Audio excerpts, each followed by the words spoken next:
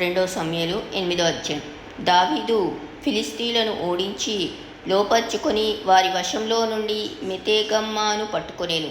మరియు అతడు మోయాబీలను ఓడించి పట్టబడిన వారిని నేల పొడుగున పండజేసి తాడుతో కొలిచి 2 తాడుల పొడుగుననున్నవారు చావలనియు 1 తాడు పొడుగుననున్నవారు బ్రతకవచ్చుననియు నిర్ణయించెను. అంతటా మోయాబీయులు దావీదునకు దాసులై కప్పము చెల్లించుచుండిరి. షోబారాజును రేహోబు కుమారుడునగు హదదేజరు యూఫ్రటీసు నది వరకు తన రాజ్యమును వ్యాపింపచేయవలనని బయలుదేరగా దావీదు అతని ఓడించి అతని యొద్ద నుండి 1700 మంది గుర్రపు రౌతులను 20,000 కాల్బలమును పట్టుకొని వారి గుర్రములలో 100 ఉంచుకొని మిగిలిన వాటికి చీలమండ నరములను తెగవేయించెను. మరియు దమస్కులోనున్న సిరియనులు షోబారాజగు హదదేజరునకు సహాయం చేయరాగా దావీదు సిరియన్లలో 22,000 మందిని ఓడించి దమస్కు వశముననున్న సిరియా దేశమందు దండును ఉంచగా సిరియనులు దావీదునకు దాసులై కప్పము చెల్లించుచుండిరి. దావీదు ఎక్కడికి పోయినను యెహోవా అతనిని కాపాడుచుండెను.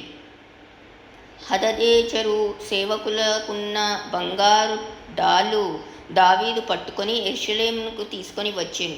మరియు బేతహు బేరోతై అను హదదేజరు పట్టణములలో దావీదు రాజు విస్తారమైన ఇత్తడిని పట్టుకొనెను.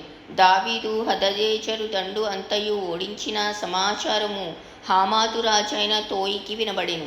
హదదేజరునకు తోయికిని యుద్ధములు జరుగుచుండెను గనక దావీదు హదదేజరుతో యుద్ధము చేసి అతని ఓడించి ఉండుట తోయి విని తన కుమారుడగు యోరాము చేతికి వెండి బంగారు ఇత్తడి వస్తువులను కానుకగా అప్పగించి కుశల ప్రశ్నలు అడిగి దావీదుతో కూడా సంతోషించుటకై అతనిని దావీదు నొద్దకు పంపెను.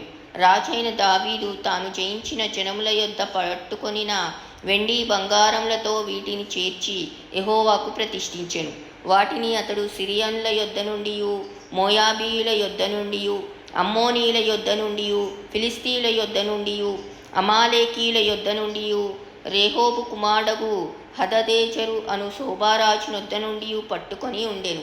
దావీదు ఉప్పులోయలో సిరియన్లకు 18,000 మందిని హతము చేసి తిరిగి రాగా అతని పేరు ప్రసిద్ధమాయెను. మరియు ఎదోము దేశమందు అతడు దండునుంచెను. ఎదోమీలు దావీదునకు దాసులు కాగా ఎదోము దేశమంతటా అతడు కావలి దండుంచెను. దావీదు ఎక్కడికి పోయినను యెహోవా అతనిని కాపాడుచుండెను.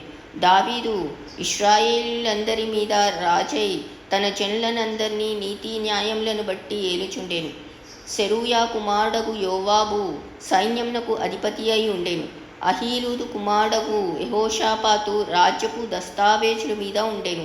అహీటూబు కుమారుడగు సాదోకును అబ్యాతారు కుమారుడగు అహీమెలెకును యాజకులు. సెరయా లేఖికుడు. యెహోయాదా కుమారుడగు బెనాయా కెరేతీయులకును పెలేతీయులకును అధిపతి. దావీదు కుమారులు సభాముఖ్యులు.